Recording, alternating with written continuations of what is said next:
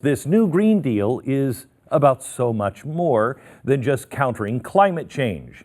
This is the entry point, the marketing hook. The whole deal is about the fundamental transformation, the final reboot of the United States of America that politicians on the left crave. Now, I want to show you. This is the actual bill. Now, this is not the talking point thing. This is their actual resolution that puts together the committee. It says, we're trying to accomplish these things. So before I show you the chalkboard, what do you know about the Green Deal, right?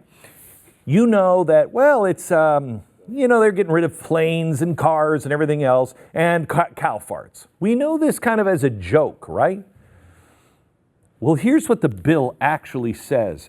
The Select Committee shall have the authority to develop a national industrial economic mobilization plan for the transition of the United States economy to become greenhouse gas emissions neutral and to significantly draw down greenhouse gases from the atmosphere and oceans, and to promote economic and environmental justice and equality.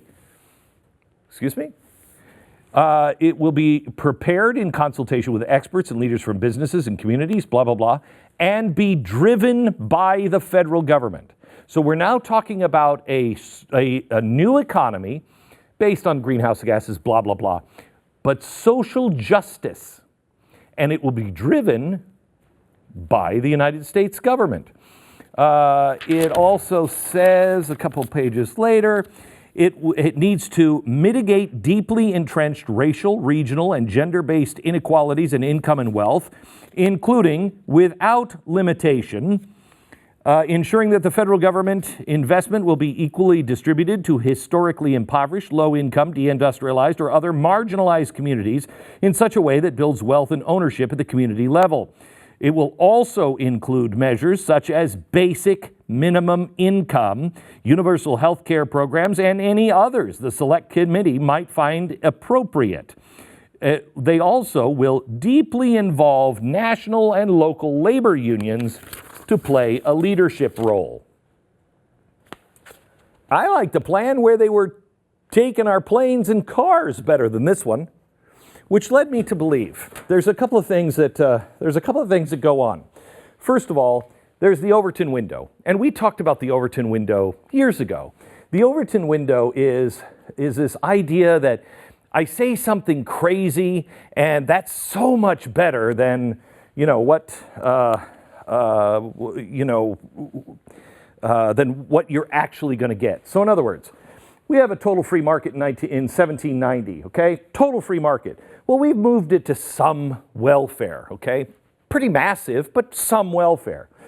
People on the left are saying, we want to be like Sweden. That's not a communist country. That's not a socialist country. What this is a country that has a welfare state. It's still capitalist. Saudi Arabia, still a little bit capitalist, but a total planned economy where the government runs the economy. That's the former USSR, that's China, that's Venezuela, that's Cuba. Now, I thought originally that they were taking this Overton window and they were moving it way down here, so then we would go, oh, thank goodness, Sweden is a break. I don't think so.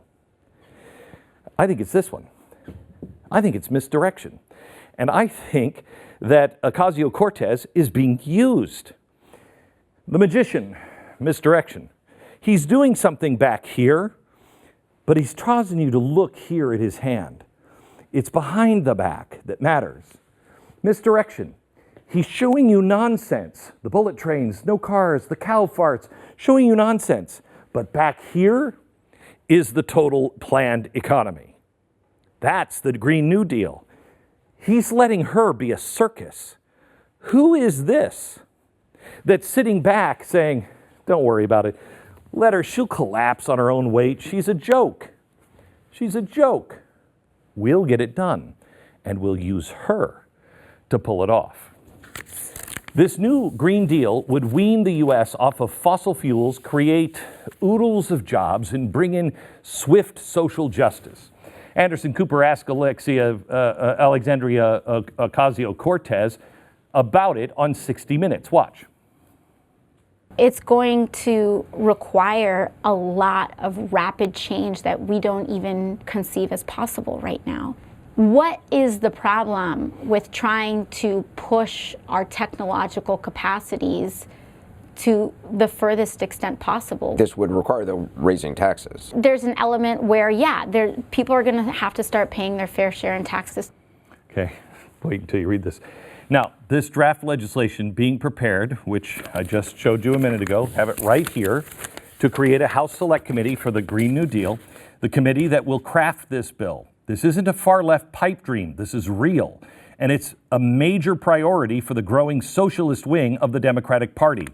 If we have a Democrat win the White House, I got news for you. It's the end. It's the end of the free market in America.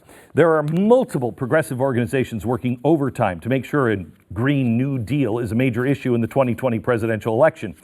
One of them, called the Sunrise Movement, held a sit-in outside of Nancy Pelosi's office on the first day of the House session in January.